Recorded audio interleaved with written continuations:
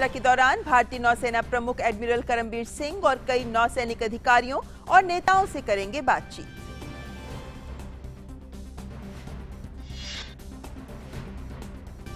और आईपीएल में अपने पहले खिताब की कवायद में लगी रॉयल चैलेंजर्स बेंगलोर का आज कोलकाता नाइट राइडर्स से एलिमिनेटर में होगा सामना। पहले प्लेऑफ मुकाबले में धोनी के बल पर Chennai super Kings Delhi Capitals को हराकर 9वीं बार फाइनल में पहुंची। और सबसे पहले बड़ी खबर से करते हैं शुरुआत।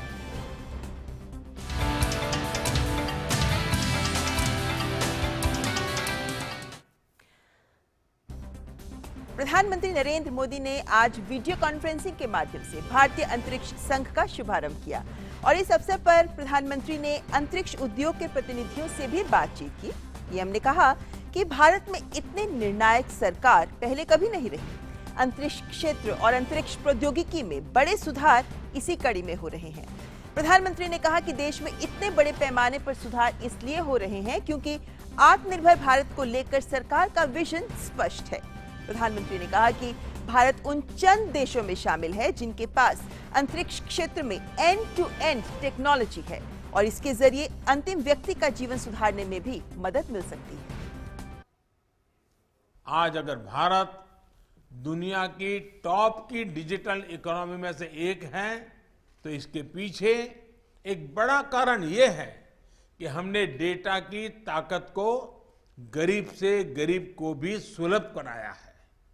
इसलिए आज जब हम कटिंग एज टेक्नोलॉजी के लिए स्पेस को एक्सप्लोर कर रहे हैं तब हमें उस नागरिक को याद रखना है जो अंतिम पायदान पर खड़ा है। हमें याद रखना है कि भविष्य की टेक्नोलॉजी से हमें दूर सुदूर के गांव में गरीब से गरीब को उत्तम रिमोट हेल्थ केयर, बेहतर वर्चुअल एजुकेशन, नेचुरल डिजास्टर से बेहतर और प्रभावी सुरक्षा, ऐसे अनेक समाधान देश के हर वर्ग, हर कोने तक पहुंचाने हैं। और हम सब जानते हैं कि इसमें स्पेस टेक्नोलॉजी का बहुत योगदान हो सकता है। और इस अवसर पर प्रधानमंत्री मोदी ने कहा कि भारत का अंतरिक्ष क्षेत्र देशवासियों को बेहतर मैपिंग, इमेजिंग और कनेक्टिविटी की सुविधा प्रदान करता है। हमारा स्पेस सेक्टर 130 करोड़ देशवासियों की प्रगति का एक बड़ा माध्यम है। हमारे लिए स्पेस सेक्टर यानी सामान्य मानवीय के लिए बेहतर मैपिंग, इमेजिंग और कनेक्टिविटी की सुविधा। हमारे लिए स्पेस सेक्टर यानी एंटरप्रेन्योर्स के लिए शिपमेंट से लेकर डिलीवरी तक बेहतर स्पीड। स्पेस सेक्टर यानी किसानों और मछुआरों के लिए बेहतर फोरकास्ट, बेहतर सुरक्षा और आमदनी। हमारे लिए स्पेस सेक्टर का मतलब इकोलॉजी की, पर्यावरण की बेहतर निगरानी, प्राकृतिक आपदाओं की सटीक भविष्यवाणी, हजारों लाखों लोगों के जीवन की रक्षा। और प्रधानमंत्री मोदी ने अंतरिक्ष प्रौद्योगिकी सुशासन में पारदर्शिता लाने में भी बड़ा योगदान दे सकती है, इस विचार को भी सामने रखा। स्पेस टेक्नोलॉजी को हमने last mile delivery, leakage free और ट्रांसपेरेंट गवर्नेंस का अहम टूल बनाया है।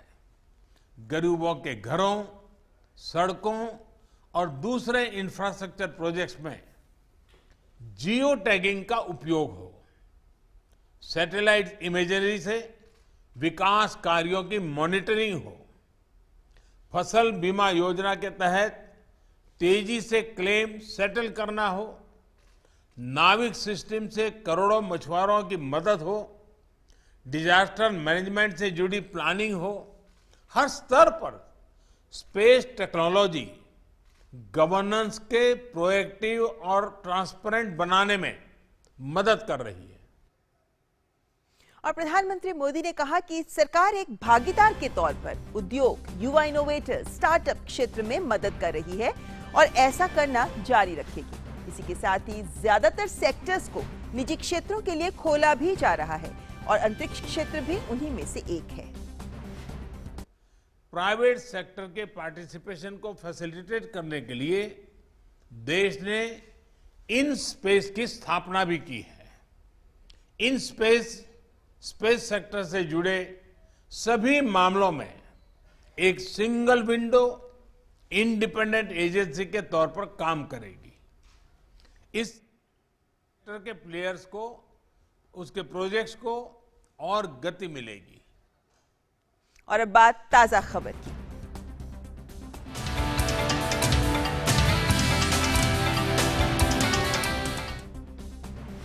लखीमपुर खीरी मामले में आशीष मिश्र की पुलिस कस्टडी रिमांड पर सुनवाई आज 2 बजे अदालत में की जाएगी। प्रदेश पुलिस आशीष मिश्रा टेनी को आज सीजेएम कोर्ट में पेश करेगी। आशीष मिश्रा मोनू से लखीमपुर खीरी पुलिस के साथ ही इस केस की जांच के लिए गठित एसआईटी ने शनिवार को करीब 12 घंटे पूछताछ की, लेकिन कोई नतीजा सामने नहीं आ सका।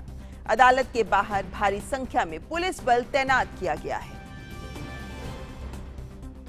तो अब से लगभग 50 मिनट बाद इस खबर पर जानकारी और सामने आ सकती है कि आशीष मिश्रा को लेकर आखिर अदालत क्या कहेगी, क्योंकि जो पूछताछ हुई उसमें कुछ निकलकर सामने नहीं आया, जिसको लेकर अब कैसे और जानकारी ली जा सकती है, पुलिस रिमांड मिल सकती है या नहीं, इस पर रहेगी सबकी नजर। 2 बजे अदालत में होगी सुनवाई इस मामले की। तो लखीमपुर खीरी हिंसा मामला जो लगातार सुर्खियां बटोर रहा है और सुप्रीम कोर्ट ने भी, क्योंकि हम जानते हैं कि सुप्रीम कोर्ट ने भी इस मामले की 20 अक्टूबर को सुनवाई रखी है, उससे पहले इसमें क्या कुछ खबर सामने आ सकती है, क्या कुछ पुलिस के लिए सामने जांच में आगे बढ़ने का स्कोप हो सकता है, इन सब पर सबकी नजर इस मामले में इसलिए भी है क्योंकि आशीष मिश्र को आरोपी बनाया गया, जिसके बाद अब आज सुनवाई में ये हो पाएगा, ये निश्चित हो पाएगा कि अदालत क्या निर्णय लेती है, उनको पुलिस रिमांड पर भेजा जाता है या नहीं। वहीं अगर हम आर्यन खान मामले की बात करें तो मुंबई के विशेष न्यायालय ने आर्यन खान, अरबाज मर्चेंट और मुनमुन धनेचा की जमानत याचिका पर सुनवाई बुधवार तक के लिए टाल दी है। शाहरुख खान के बेटे आर्यन खान की जमानत की अर्जी पर 13 तारीख को सुनवाई होगी। नारकोटिक्स कंट्रोल ब्यूरो इस मामले में बुधवार को अदालत में अपना जवाब पेश करेगी। आपको बता दें कि 8 अक्टूबर को मजिस्ट्रेट कोर्ट ने इन तीनों की जमानत याचिका को वैधता के आधार पर खारिज कर दिया था और कहा था कि उन्हें जमानत के लिए विशेष एनडीपीएस कोर्ट का रुख करना चाहिए, जो इसे सुनने के लिए अधिकृत है। आर्यन को नारकोटिक्स कंट्रोल ब्यूरो ने मुंबई से गोवा जा रहे क्रूज शिप से गिरफ्तार किया था। आर्यन पर ड्रग्स लेने के आरोप हैं। आर्यन के साथ ही अब इस मामले में अब तक 20 लोगों की गिरफ्तारी हो चुकी है। आर्यन खान को कोर्ट ने 14 दिनों की न्यायिक हिरासत में भेजा है और वो इस वक्त आर्थर रोड जेल में बंद हैं और आज की सुनवाई में ये उम्मीद की जा रही थी कि आर्यन खान की जमानत को लेकर अदालत कुछ फैसला दे सकती है, लेकिन अब बुधवार को इस मामले की सुनवाई होनी है। मुंबई से हमारे संवाददाता योगेश शीतल फोन लाइन पर हमारे साथ जुड़े हुए हैं। योगेश, अब क्या ये मानना सही होगा, क्योंकि अब सुनवाई बुधवार को की जानी है, तो क्या ये मानना सही होगा कि अब नारकोटिक्स कंट्रोल ब्यूरो की रिपोर्ट के बाद ही अदालत इस पर सुनवाई करेगी? देखिए, जो बेल प्ले फाइल की गई है डिफेंस की तरफ से, उसके रिप्लाई मांगा गया था एनसीबी का, जो कि जिसके लिए भी एनसीबी ने 1 हफ्ते का टाइम जो है वो मांगा था।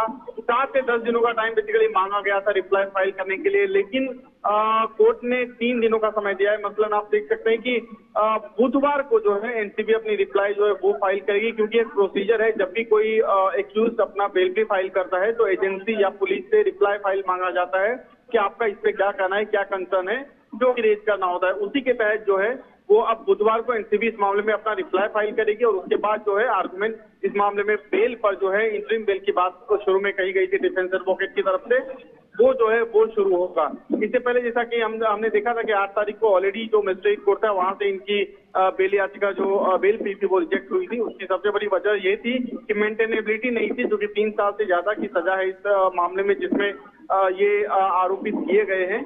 तो इसके लिए जो है मजिस्ट्रेट कोर्ट ने कहा था कि आपको इसके लिए एनडीपीएस कोर्ट यानी कि जो स्पेशल डेजिग्नेटेड कोर्ट है वहां जाना चाहिए, और उसके तहत आज ये सुनवाई होने वाली थी। ममता जी योगेश, जिस तरीके से अभी तक इस मामले में हम जानते हैं कि जो भी सबूत मिले हैं या जो भी हालात उत्पन्न हो रहे हैं उसको लेकर, उसके मद्देनजर, हालांकि ये सिर्फ आकलन ही होगा, लेकिन बुधवार को नारकोटिक्स कंट्रोल ब्यूरो की रिपोर्ट के आने के बाद क्या कुछ दशा दिशा ले सकता है ये पूरा मामला? देखिए, अगर ये चीज साबित होता है एनसीबी की रिप्लाई में कि जो इंटरनेशनल ड्रग रैकेट है उसमें इनका किसी भी तरह का इन्वॉल्वमेंट रहा है, या फिर पूछताछ के दौरान, क्योंकि जो नाइजीरियन नेशनल को गिरफ्तार किया गया था परसों और फिर कल एक गिरफ्तारी की गई जिसको भी कोर्ट में पेश किया गया, शिवराज को, अगर इनकी पूछताछ में कुछ चीजें सामने आती है, या फिर जो कोडवर्ड का इस्तेमाल आर्यन के चैट से मिला जिसमें फुटबॉल की बात हो रही है, लेकिन एनसीबी का कहना है कि वो फुटबॉल बेसिकली एक कोडवर्ड है जो कि बड़े पैमाने पर ड्रग्स को इंगित करता है। तो इस आधार पर अगर कोर्ट इस बात से कन्विंस होती है कि चीजें काफी सीरियस है, जो ग्रेव ऑफेंस है वो है, तो मुझे लगता है कि बेल लेने में दिक्कत आ सकती है आर्यन को। जी योगेश, खास तौर पर एक जब भी ऐसा कोई मामला सामने आता है तो उसके बाद सबकी नजर इस बात पर भी जाती है कि जो ड्रग्स ले रहे हैं उसके साथ साथ जो ड्रग्स सप्लाई कर रहे हैं उन पर कठोर कार्रवाई की जानी चाहिए। ये पूरा जो ड्रग्स का धंधा है ये उसी पर चलता है। क्या इस पूरे मामले के मद्देनजर पुलिस इस ओर भी खास तौर पर गंभीरता से ध्यान दे रही है? देखिए, जो चार्जेस लगे हैं, अगर आप 8C के रेफरेंस में अगर बाकी चार्जेस को देखें, चाहे वो 27 है या 35 है, अगर आप अलग अलग चार्जेस को देखेंगे जिसके तहत इनको आरोपित किया गया है, तो पूरी एनडीपीएस एक्ट जो है, narcotic substance and psychotropic act 1985, इसमें चाहे वो पोजेशन हो, चाहे वो कंजम्पशन हो, चाहे वो फाइनेंसिंग हो, अलग अलग जो भी चीजें हैं ड्रग्स से जुड़ी हुई, सभी के सभी ऑफेंस है। और रिसेंटली बॉम्बे हाईकोर्ट का एक ऑर्डर भी आया था जिसमें कहा गया था कि एनडीपीएस एक्ट का जो भी इसके तहत मामला है वो नॉन बेलेबल है।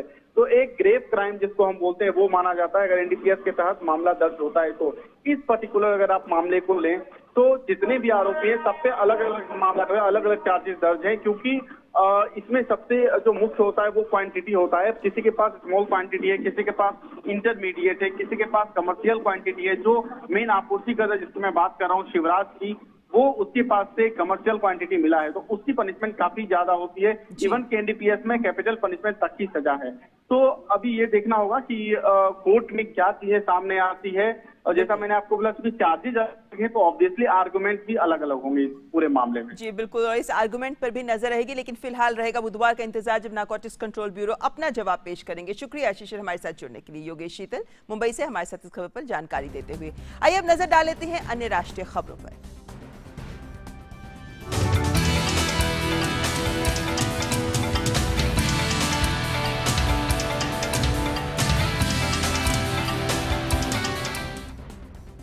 और खबर जम्मू कश्मीर से, जहां अनंतनाग और बांदीपोरा जिलों में सुरक्षा बलों और आतंकियों के बीच मुठभेड़ चल रही है। दोनों जगहों पर सेना ने एक एक आतंकवादी को मार गिराया है। अनंतनाग में हुई मुठभेड़ में सुरक्षा बलों ने अज्ञात आतंकी को मार गिराया। पुलिस के मुताबिक इस एनकाउंटर में एक पुलिसकर्मी भी घायल हुआ है। आतंकियों के खिलाफ ऑपरेशन अभी भी जारी है। वहीं बांदीपोरा की बात करें तो वहां मारे गए आतंकी की पहचान इम्तियाज अहमद डार के रूप में हुई है, जो प्रतिबंधित आतंकी संगठन लश्कर तैयबा से है। तो इस वक्त जम्मू कश्मीर में चल रही है, एनकाउंटर चल रहा है और आतंकवादियों के मारे जाने की भी खबर सामने आ रही है।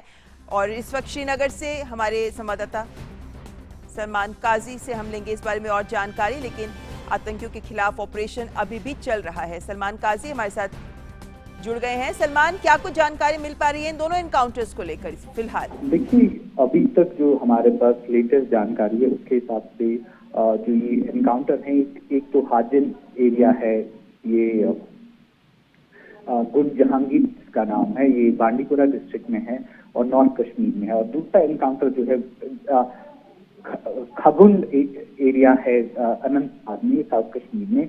दोनों जगह पे एनकाउंटर चल रहे हैं। खगुंड एरिया में कल रात से एनकाउंटर चल रहा है, वहां पे एक शॉर्ट एनकाउंटर जो पहले चला, वहां पे अभी तक जो हमारे पास लेटेस्ट इन्फॉर्मेशन है कि वहां पे एक मिलिटेंट मारा गया है और एक जो पुलिसकर्मी है वो जख्मी हुए हैं। और जो ये गुंज जहांगीर बांदीपुरा में एनकाउंटर है, वहां पे हमको जो अभी तक लेटेस्ट इन्फॉर्मेशन है वहां पे एक मिलिटेंट मारा गया है।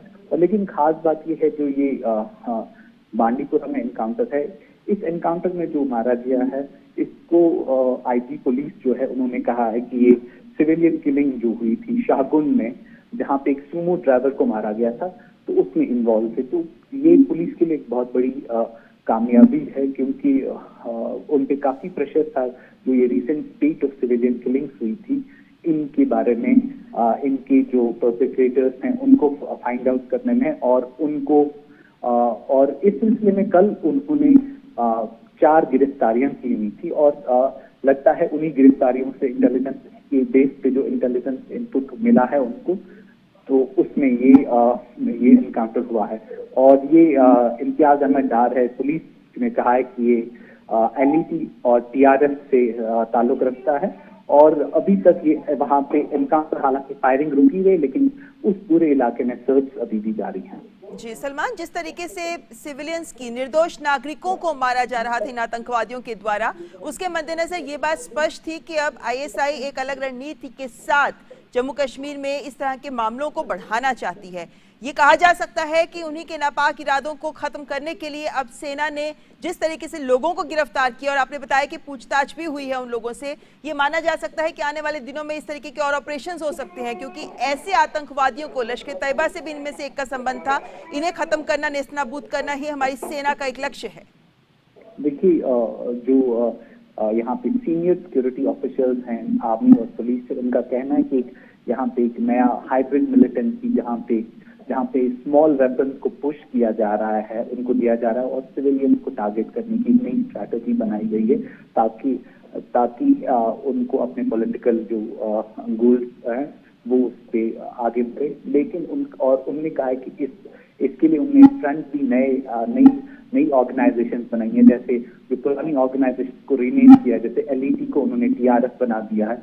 इसी तरह उन्होंने बहुत सारी चीजें जो ये नई स्ट्रैटेजी उनकी आईएसआई की नई स्ट्रैटेजी जिसको कहा जा सकता है, उसके एलिमेंट्स हैं, तो डेफिनेटली सिक्योरिटी फोर्सेस को भी अब नए तरीके से इस जो उभरती हुई चैलेंज है उसको फेस करना होगा। जी शुक्रिया सलमान, ये सारी जानकारी श्रीनगर से हम तक पहुंचाने के लिए। तो जम्मू कश्मीर में 2 जगह अभी भी एनकाउंटर्स जारी हैं। और आगे बढ़ते हैं, बात करते हैं कोविड की। स्वास्थ्य और परिवार कल्याण मंत्रालय के मुताबिक देश भर में पिछले 24 घंटों में 18,000 से ज्यादा कोविड-19 के मामले दर्ज किए गए हैं। वहीं पिछले 24 घंटों में 21,563 मरीज उपचार करवाकर स्वस्थ भी हो चुके हैं, जिसके बाद देश में रिकवरी रेट बढ़कर 98% तक पहुंच गया है। सक्रिय मामलों की संख्या की 2,27,347 कुल संख्या है। वहीं साप्ताहिक पॉजिटिविटी रेट की बात करें तो फिलहाल ये 1.53% दर्ज किया गया है। वहीं दैनिक पॉजिटिविटी रेट 1.75% पर पहुंचा है। देश में कोरोना संक्रमण की जांच क्षमता में भी काफी वृद्धि हुई है।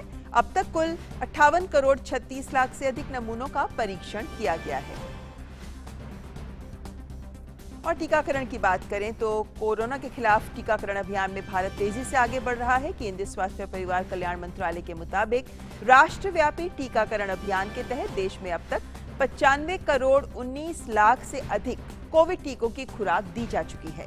पिछले 24 घंटों में ही 46,57,000 से ज्यादा कोविड टीकों की खुराक दी गई है।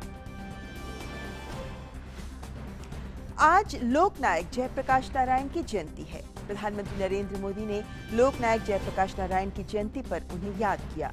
ट्वीट के जरिए प्रधानमंत्री मोदी ने कहा कि लोकनायक जेपी को उनकी जयंती पर श्रद्धांजलि। वो एक उल्लेखनीय व्यक्तित्व थे जिन्होंने भारत के इतिहास पर एक अमिट छाप छोड़ी। उन्होंने खुद को लोक कल्याणकारी पहलों के लिए समर्पित कर दिया और वो भारत के लोकतांत्रिक लोकाचार की रक्षा करने में सबसे आगे थे।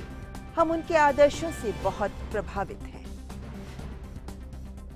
आज नानाजी देशमुख की भी जयंती है। पीएम मोदी ने ट्वीट के जरिए उन्हें श्रद्धांजलि देते हुए कहा कि महान दूरदर्शी भारत रत्न नानाजी देशमुख को उनकी जयंती पर प्रणाम। गांवों के विकास और किसानों को सशक्त बनाने के लिए उन्होंने खुद को समर्पित कर दिया। नेशनल कॉन्फ्रेंस के 2 वरिष्ठ नेताओं ने आज भाजपा मुख्यालय में पार्टी की सदस्यता ग्रहण की। देवेंद्र सिंह राणा और सुरजीत सिंह सलाठिया ने केंद्रीय मंत्रियों जितेंद्र सिंह, धर्मेंद्र प्रधान और हरदीप सिंह पुरी की मौजूदगी में भाजपा की सदस्यता ग्रहण की। इस मौके पर भाजपा के महासचिव तरुण चुग के साथ प्रदेश भाजपा अध्यक्ष रविंद्र रैना और डॉक्टर निर्मल सिंह भी मौजूद थे। इस मौके पर केंद्रीय मंत्री डॉक्टर जितेंद्र सिंह ने कहा कि मोदी सरकार ने जम्मू कश्मीर को हमेशा से प्राथमिकता में रखा है और प्रदेश के विकास को भी गति दी है। जिस प्रकार पिछले 7-8 वर्षों में प्रधानमंत्री जी ने जम्मू कश्मीर को प्राथमिकता दी है, और आपको स्मरण होगा कि प्रधानमंत्री बनने के तुरंत बाद उनके आरंभिक वक्तव्यों में एक बार कहा गया था कि देश के वो क्षेत्र, वो हिस्से, जो राज्य जो कहीं ना कहीं मुख्य धारा से छूट गए या पिछली सरकारों की कुताही के कारण प्राथमिकता में नहीं आए, उनको विकसित करके विकसित क्षेत्रों के साथ जोड़ा जाएगा, भले ही पूर्वोत्तर हो, भले ही जम्मू कश्मीर हो। और उस दिन से लेकर के आज तक हम ये भी कैसे भूल सकते हैं कि जो सर्वप्रथम दीपावली हुई है 26 अक्टूबर 2014 को, आप तो समझ सकते हैं कि भारतीय समाज में पहली दीपावली का कितना महत्व रहता है, भले ही वो विवाह के बाद हो, भले ही किसी शुभ कार्य के बाद हो। और यहाँ ये पहली बार हम देख रहे थे कि एक प्रधानमंत्री बनने के बाद अपनी सर्वप्रथम दीपावली उन्होंने कश्मीर घाटी में जा कर के बाढ़ग्रस्त लोगों के बीच में बिताई। उस दिन से लेकर के आज तक मोदी जी के नेतृत्व में जो नवीन भारत, न्यू इंडिया की विकास यात्रा चल रही है, उसमें जम्मू कश्मीर को प्राथमिकता दी गई। यदि कोरोना काल को छोड़ दिया जाए तो मुझे नहीं लगता कि कोई ऐसा कालखंड गुजरा है जब 2-3 मास में एक बार मोदी जी ने जम्मू कश्मीर का प्रवास ना किया हो। और इस मौके पर केंद्रीय मंत्री धर्मेंद्र प्रधान ने कहा कि भाजपा और प्रधानमंत्री मोदी की कार्यशैली से ही प्रभावित होकर नेशनल कॉन्फ्रेंस के दोनों नेताओं ने पार्टी की सदस्यता ली है। भारतीय जनता पार्टी और हमारी लोकप्रिय प्रधानमंत्री नरेंद्र मोदी जी अनेक आयाम से J&K से जुड़े हैं। उनकी विचारों से, उनकी नेतृत्व से आज सहमति जताते हुए मित्र देवेंद्र राणा जी और सुरजीत जी ने भारतीय जनता पार्टी में ज्वाइन किए। भारत और चीन के बीच सीमा पर स्थिति को बेहतर बनाने के लिए रविवार को दोनों देशों के सैन्य कमांडरों के बीच चीन स्थित मोल्दो में 13वें दौर की वार्ता बेनतीजा रही। ये वार्ता लगभग 8.5 घंटे तक चली और शाम करीब 7 बजे संपन्न हुई। चीन ने बाकी बचे क्षेत्रों से तनाव कम करने के भारतीय सुझावों से असहमति जताई। भारतीय प्रतिनिधिमंडल का नेतृत्व लेफ्टिनेंट जनरल PG मेनन ने किया। पूर्वी लद्दाख में तनाव कम करने के लिए 13वें दौर की वार्ता हुई है और ये वार्ता बेनतीजा रही है। आपको बता दें कि पूर्व की बातचीत के दौरान दोनों देश पेंगोंग झील के उत्तरी और दक्षिणी किनारों से अपने अपने सैनिकों और हथियारों को हटाने की प्रक्रिया पूरी कर चुके हैं, लेकिन टकराव वाली बाकी जगहों से सैनिकों की वापसी अभी तक नहीं हो पाई है। दोनों देशों के बीच पिछले साल मई से ही पूर्वी लद्दाख में कुछ स्थानों को लेकर सैन्य गतिरोध की स्थिति बनी हुई है। और इस वक्त इस खबर पर और ज्यादा जानकारी के लिए हमारी संवाददाता नंदिता डागर हमारे साथ जुड़ गई हैं। नंदिता, सबसे पहले यही बात कि अगर चीन भारत के जो भी पॉइंट्स दिए गए हैं, जो सुझाव दिए गए हैं, उनसे सहमत नहीं है, तो आखिर क्या कहना है चीन का?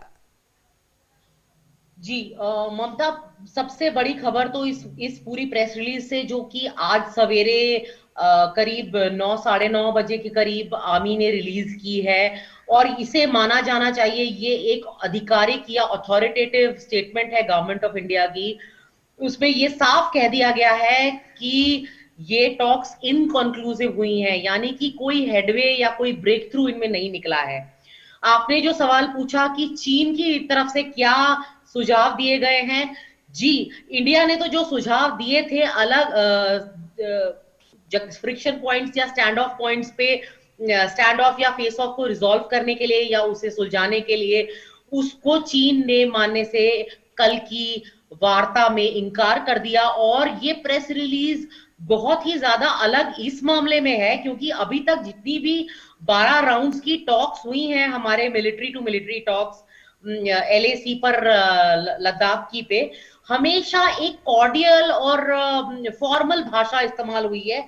ये पहली बार कोई वर्ड्स मिन्स किए बगैर, with no mincing of words, अनएम्बिगुअसली बहुत ही ज्यादा सीधे तरीके से इंडिया ने ब्लेम चीन पर डाला है कि चीन ने ही पिछले साल मई में स्टेटस क्वो को, यानी कि जैसी स्थिति थी उसको बदला यूनिलैटरली, यानी कि अपने आप ही, और सारे के सारे एग्रीमेंट्स तोड़ दिए जो भी 1996 के और 1993 के जो पीस एंड ट्रैंक्विलिटी और कॉन्फिडेंस बिल्डिंग मेजर्स के एग्रीमेंट्स थे वो चाइना ने वायलेट किए हैं, उनका उल्लंघन किया है।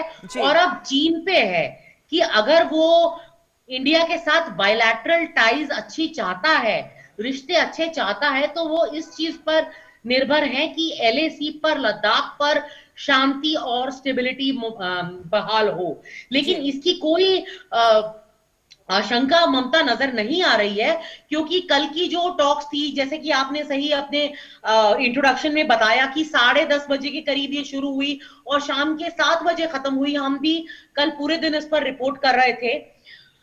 तो वो जल्दी खत्म होने का राज यही था कि ये इसमें टॉक्स ने कोई हेडवे नहीं किया, क्योंकि हर बार अभी तक की जितनी भी कोर कमांडर टॉक्स हैं, हम देखते हैं ममता की वो रात के 12 बजे के बाद भी चलती हैं, कई बार रात के 1, 2, 3 बजे तक भी सवेरे वी आवर्स में चली हैं। तो ये 7 बजे खत्म होने का मतलब ये हुआ है कि चाइना ने अपनी तरफ से मानने जो सुझाव इंडिया ने दिए हैं, और कौन से पॉइंट्स थे वो ममता, क्योंकि पैंगोंग त्सो में तो फरवरी में डिसएंगेजमेंट हो गई थी और घोघरा में भी हो गई थी, तो डेप्सांग में बिल्डअप और हॉट स्प्रिंग्स के ऊपर डिसएंगेजमेंट या पुल बैक या विड्रॉल या सेनाओं का पीछे हटना, इस मुद्दे पर बातचीत कल का एजेंडा था। तो वो इसमें जैसे कि आपने अपनी इंट्रोडक्शन में सही बताया, बेनतीजा निकली, इनकंक्लूसिव निकली। नंदिता, क्या हम ये भी मान सकते हैं कि हम देखते हैं दुशांबे में जिस तरीके का रुख चीन की तरफ से आया वो अलग था, अलग अलग स्तर पर चीन वैसे बात करता है तो अपना रुख यही दिखाता है कि हाँ, हम बातचीत करके और समस्या का हल निकालने को तैयार है, लेकिन जब करनी पर आता है तब उसका रुख बिल्कुल अलग होता है। क्या कथनी और करने में साफ फर्क नजर आता है चीन का? और क्या इस बात प्रेस रिलीज की आपने बात की, क्या इससे एक सकारात्मक रुख सिर्फ यही निकल कर आता है कि अभी भी दोनों देश बातचीत को तैयार हैं? जी, ये तो इस प्रेस रिलीज में ठीक साफ कहा ही गया है कि दोनों देश दोबारा मिलिट्री टॉक्स करेंगे, और दोनों ने अपनी कमिटमेंट दी है कि मिलिट्री टॉक्स का एक दौर और होगा, वो तो ठीक है। लेकिन जो आपने कथनी और करनी का, यानी कि talking something and doing something else, इसका जो आपने जिक्र किया ममता, बिल्कुल सही कहा। चीन का ये प्लेबुक है, ये पहली बार नहीं हुआ है। चीन अपने एग्रीमेंट्स पर, इवन रिटन एग्रीमेंट्स पर वापस गया है, चाहे 1993 का हो या 1996 का कॉन्फिडेंस बिल्डिंग मेजर्स हो, सन 2003 में प्राइम मिनिस्टर वाजपेयी का वाला एग्रीमेंट हो, कोई भी एग्रीमेंट जो उन्होंने पेपर पे लिखा है वो किसी भी वक्त वो उसको फाड़ सकते हैं, वो उसको कभी फॉलो करें या ना करें उनकी मर्जी है। सारे के सारे एग्रीमेंट्स पिछले साल 16 जून को they went into the dustbin of history, because क्योंकि 16 जून की जो क्लैश हुई गलवान पर, उसमें कोई एग्रीमेंट चाइना ने सारे के फॉलो नहीं किया, सारे वायलेट कर दिए। और अभी भी इंडिया ऐसा नहीं है कि ट्रस्ट कर रहा है। पिछले साल की घटना के जून 16 की गलवान की घटना के बाद ट्रस्ट डेफिसिट इतना ज्यादा है कि अभी जितनी भी डिसएंगेजमेंट हुई है उसके लिए 72 घंटे के लिए इंडियन साइड वेरीफाई करती है। Trust verify and then distrust का जो मंत्र माइक पॉम्पेओ भी कहते आए थे, फॉर्मर ट्रंप गवर्नमेंट के जो फॉरेन सेक्रेटरी थे माइक पॉम्पेओ, वो भी ये कहते कि चीन के मामले में तो डिस्ट्रस्ट एंड वेरीफाई, कि आप ट्रस्ट एंड वेरीफाई नहीं कर सकते, उसको हमेशा डिस्ट्रस्ट ही करना पड़ेगा, उसके ऊपर कभी भी आप फेस वैल्यू पर नहीं ले सकते। तो इंडिया ने भी जो जितनी भी डिसएंगेजमेंट इस साल हुई है उसमें 72 घंटे तक ड्रोन से, सैटेलाइट से और फिजिकल ट्रूप्स के बूट्स ऑन द ग्राउंड से वेरीफाई किया है कि क्या ये वाकई में डिसएंगेजमेंट हुई भी है या नहीं, तभी अगला कदम बढ़ाया है। तो इंडिया फूक फूक कर कदम बढ़ा रहा है। बिल्कुल नंदिता, और ऐसे में बातचीत कर रहा है चीन, लेकिन वहीं दूसरी ओर अपने सैनिकों की तादाद भी यहां सीमा पर बढ़ा रहा है। तो कहीं ना कहीं चीन के रुख को भांप कर भारत सही तरीके से आगे अपनी रणनीति को कामयाब कर रहा है, यानी सोच समझ कर भारत भी अपनी बात को सामने रख रहा है। बहुत बहुत शुक्रिया नंदिता हमारे साथ खबर पर जुड़ने के लिए। अमेरिकी नौसेना के प्रमुख एडमिरल माइक गिल्डे आज भारत की 5 दिन की यात्रा पर आ रहे हैं। माइक गिल्डे के इस दौरे को बेहद महत्वपूर्ण माना जा रहा है। उनके साथ नौसेना के अन्य वरिष्ठ अधिकारी भी मौजूद रहेंगे। भारत दौरे पर गिल्डे भारतीय नौसेना अध्यक्ष एडमिरल करमबीर सिंह और सेना के कई वरिष्ठ अधिकारियों से चर्चा करेंगे। जानकारों के अनुसार माइक गिल्डे के दौरे में हिंद प्रशांत क्षेत्र में दोनों देशों के बीच साझा सहयोग और समन्वय और अधिक बढ़ाने पर फोकस रहेगा। केंद्र सरकार के आउटरीच प्रोग्राम के तहत केंद्र शासित प्रदेश जम्मू कश्मीर के दौरे पर गए सूचना एवं प्रसारण राज्य मंत्री डॉक्टर एल मुरुगन ने श्रीनगर में ऑल इंडिया रेडियो का दौरा कर एक पुनर्निर्मित सभागार का उद्घाटन किया। इस दौरान केंद्रीय मंत्री ने कहा कि श्रीनगर के आकाशवाणी और दूरदर्शन केंद्र अपने कार्यक्रमों के जरिए कश्मीर की संस्कृति, भाषा और परंपरा को बढ़ावा देने में मदद कर रहे हैं।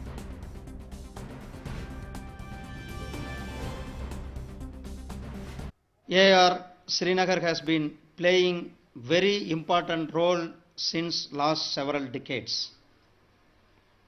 On one hand, it has acted to provide quality broadcast services to the people of Kashmir. Considering the diverse nature of languages being spoken here, regular programs in these languages like Kashmiri, Gujri, etc. are also broadcasted. This rich culture of Kashmiri, its language, art and tradition have been given a widest possible canvas by our Doordarshan and All India Radio at Srinagar. और केंद्रीय मंत्री ने सीमा पार से पड़ोसी देश द्वारा शुरू किए गए दुष्प्रचार का मुकाबला करने में अपनी भूमिका निभाने के लिए आकाशवाणी और दूरदर्शन केंद्र श्रीनगर की सराहना की। All India Radio Srinagar pivotal role in connecting the people of Kashmir is noteworthy. During the floods of 2014, during the Corona time, and in many other such occasions and such situations, All India Radio Srinagar has stood tall and delivered. Being in the border area like Kashmir, it also has to continuously stay alert and counter the false propaganda and projection by our neighboring adverse countries and save our youth from falling victim of those false propaganda. और वक्त व्यापार prime का देखते हैं अर्थ जगत की खबरें अजय मिश्र के साथ।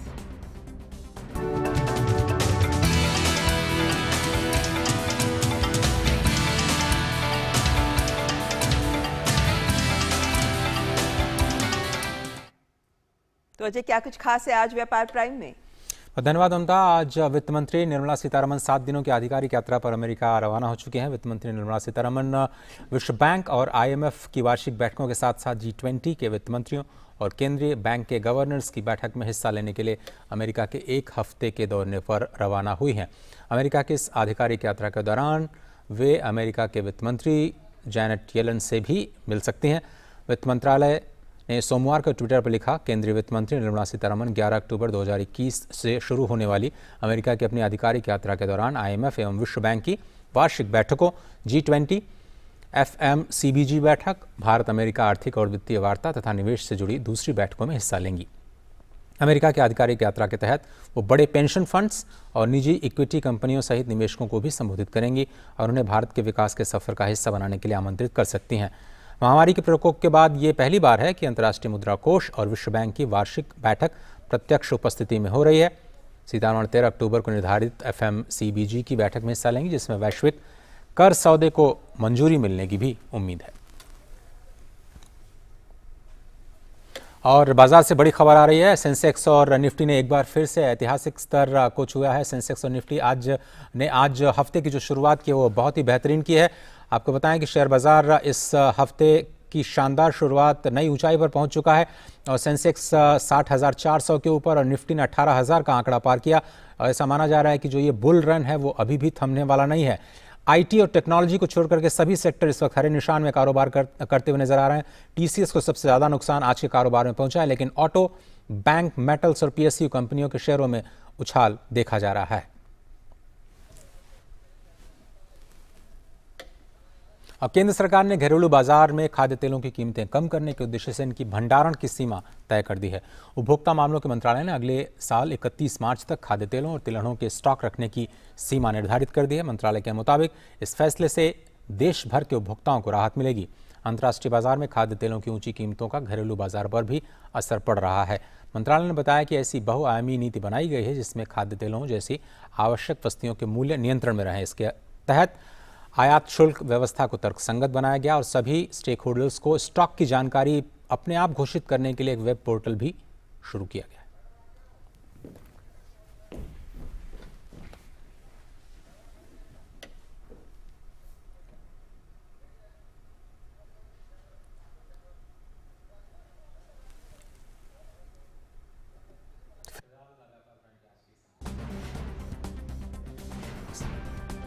बहुत बहुत शुक्रिया अजय अर्थजगत की इन तमाम खबरों के लिए। और मिड डे प्राइम में आइए अब रुख कर लेते हैं कुछ अंतर्राष्ट्रीय खबरों पर।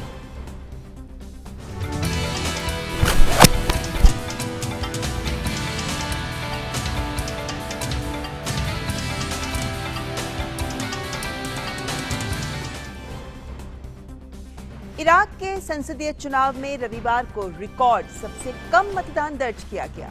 कई मतदाताओं ने राजनीतिक नेताओं और 2003 के बाद लाई गई लोकतांत्रिक व्यवस्था में विश्वास खो दिया है।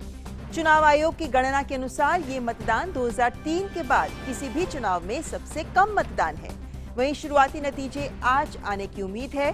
329 सीटों के लिए कम से कम 167 पार्टियां और 3200 से अधिक उम्मीदवार प्रतिस्पर्धा कर रहे हैं। वेनेजुएला के लोगों ने 21 नवंबर को होने वाले क्षेत्रीय चुनावों की तैयारी के लिए रविवार को चुनावी अभ्यास में हिस्सा लिया। नेशनल इलेक्टोरल काउंसिल ने एक चुनावी अभ्यास का आयोजन किया जिसमें स्वचालित सिस्टम भी शामिल थे ताकि मतदाता मतदान में इस्तेमाल होने वाले उपकरणों से परिचित हो सके। चुनावी अभ्यास में 446 मतदान केंद्रों ने हिस्सा लिया। निवर्तमान जर्मन चांसलर एंगेला मर्केल जो इजरायल की विदाई यात्रा पर हैं, उन्हें रविवार को यरूशलेम में इजरायल के राष्ट्रपति के साथ साथ शिक्षाविदों और व्यावसायिक उद्यमियों द्वारा सम्मानित किया गया। इजरायल के राष्ट्रपति इसहाक हर्जोग ने मर्केल को यहूदी लोगों का एक महान मित्र कहा।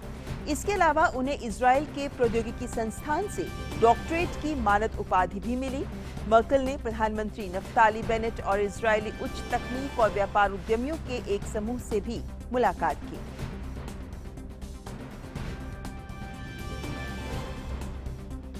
स्पेनिश कोस्ट गार्ड ने अटलांटिक महासागर में फंसे 36 प्रवासियों को ग्रैंड कैनरिया द्वीप तक पहुंचाया। महिलाओं और बच्चों सहित प्रवासियों को कैनरी द्वीप से 6 मील दूर बचाया गया और अर्गुइनगेन बंदरगाह ले जाया गया।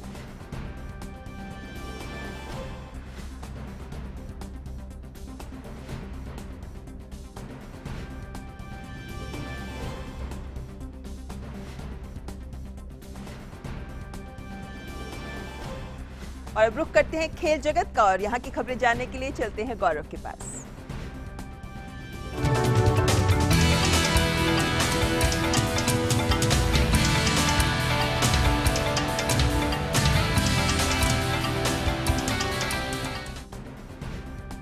तो गौरव, खेल प्राइम में क्या है बड़ी खबर? शुक्रिया ममता। और खेल की खबर की शुरुआत करेंगे क्वालिफायर 1 यानी आईपीएल के रोमांच के साथ, जहां कल क्वालिफायर 1 का मुकाबला खेला गया। चेन्नई सुपर किंग्स ने आईपीएल 2021 के फाइनल में जगह बना ली है। चेन्नई ने सलामी बल्लेबाज ऋतुराज गायकवाड़ और रॉबिन उथप्पा के अर्धशतक और अंत के ओवर में कप्तान महेंद्र सिंह धोनी की शानदार पारी के दम पर पहली क्वालिफायर में दिल्ली कैपिटल्स को 4 विकेट से हराने में सफलता पाई। इस जीत के साथ ही चेन्नई ने 9वीं बार आईपीएल फाइनल में स्थान बनाया है। दिल्ली ने टॉस हारकर पहले बल्लेबाजी करते हुए 5 विकेट पर 172 रन का स्कोर किया। दिल्ली के लिए पृथ्वी शॉ ने सबसे ज्यादा 60 रन बनाए। वहीं कप्तान ऋषभ पंत ने नाबाद 51 रन की पारी खेली। 173 रन के लक्ष्य को चेन्नई ने 2 गेंद शेष रहते 6 विकेट खोकर हासिल कर लिया। ऋतुराज गायकवाड़ ने 70 और उथप्पा ने 63 रन की पारी खेली। वहीं महेंद्र सिंह धोनी ने 6 गेंदों पर 3 चौके और 1 छक्के की मदद से नाबाद 18 रन बनाए। तो चेन्नई जो है वो आईपीएल के फाइनल में पहुंचने वाली पहली टीम बन गई है। वहीं आईपीएल में आज अपने पहले खिताब की कवायद में लगी रॉयल चैलेंजर्स बैंगलोर का सामना एलिमिनेटर में कोलकाता नाइट राइडर्स से होगा। इस सत्र के बाद कप्तानी छोड़ने का फैसला कर चुके कोहली की अगुवाई में आरसीबी 2016 के फाइनल में पहुंची थी। इसके अलावा उनके नेतृत्व में टीम 2015 और 2020 में भी प्ले ऑफ में पहुंची थी और अब कोहली खिताब के साथ कप्तानी से शानदार विदाई लेना चाहेंगे। मॉर्गन के सामने केकेआर की खोई हुई प्रतिष्ठा फिर से हासिल करने की चुनौती है। टीम ने 2012 से 2014 के बीच 3 साल के अंदर गौतम गंभीर की अगुवाई में 2 बार खिताब जीता। आंकड़ों के लिहाज से केकेआर का पलड़ा थोड़ा भारी है। उसने दोनों टीमों के बीच खेले गए 28 मैचों में से 15 में जीत हासिल की है। क्रिकेट के बाद बात करते हैं फुटबॉल की, जहां भारतीय फुटबॉल टीम ने सैफ फुटबॉल चैंपियनशिप में अपनी पहली जीत हासिल कर ली है। रविवार को खेले गए मुकाबले में भारत ने नेपाल को 1-0 से हराने में सफलता पाई। 7 बार के चैंपियन भारत के पहले 2 मुकाबले बांग्लादेश और श्रीलंका के खिलाफ बराबरी पर छूटे थे। नेपाल के खिलाफ भारत ने शुरुआत तो अच्छी की, लेकिन पहले हाफ में वो गोल नहीं कर पाए। दूसरे हाफ के अधिकांश समय तक दोनों टीमों के बीच कड़ी टक्कर देखने को मिली। हालांकि 82वें मिनट में कप्तान सुनील छेत्री ने गोल करके टीम को 1-0 से जीत दिला दी। इस गोल के साथ ही सुनील छेत्री ने पेले के 77 अंतर्राष्ट्रीय गोल की बराबरी की। फाइनल में पहुंचने के लिए भारत को मालदीव के खिलाफ होने वाला अगला मुकाबला हर हाल में जीतना होगा। नेपाल के खिलाफ मिली जीत के बाद भारत अंक तालिका में 5 अंक के साथ तीसरे स्थान पर बना हुआ है। बात करते हैं अंतर्राष्ट्रीय फुटबॉल की, जहां विश्व चैंपियन फ्रांस ने नेशंस लीग का खिताब जीत लिया है। रविवार की देर रात खेले गए रोमांचक खिताबी मुकाबले में फ्रांस ने एम्बापे की गोल की मदद से स्पेन को 2-1 से हराकर खिताब अपने नाम किया। इसी के साथ फ्रांस नेशंस लीग जीतने वाली दूसरी टीम बन गई है। पहले हाफ में दोनों टीमों की तरफ से कोई भी गोल नहीं देखने को मिला। पहले की अपेक्षा दूसरे हाफ में फुटबॉल प्रेमियों को ज्यादा आक्रामक खेल देखने को मिला। 64वें मिनट में मिकेल ओयारज़ाबल ने गोल करके स्पेन को 1-0 से आगे कर दिया। हालांकि 2 मिनट बाद ही फ्रांस ने जवाबी हमला बोला और बेंजेमा ने एम्बापे के पास पर गोल करके मैच को बराबरी पर ला दिया। 80वें मिनट में एम्बापे ने हर्नांडिस के पास पर गोल करके टीम को 2-1 की रोमांचक जीत दिला दी।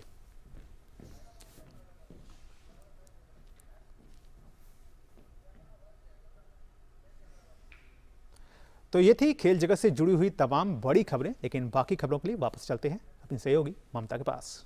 धन्यवाद गौरव इन तमाम खेल जगत की खबरों के लिए। और मिड डे प्राइम में फिलहाल यहां वक्त एक ब्रेक का। आप देखते रहे डीडी न्यूज।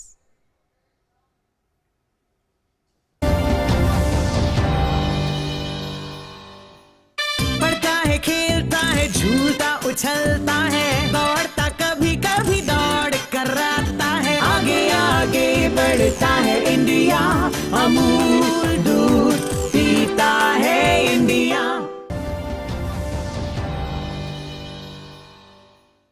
और ब्रेक के बाद अब रुक कर लेते हैं हमारे अगले सेगमेंट लाइफ प्राइम का।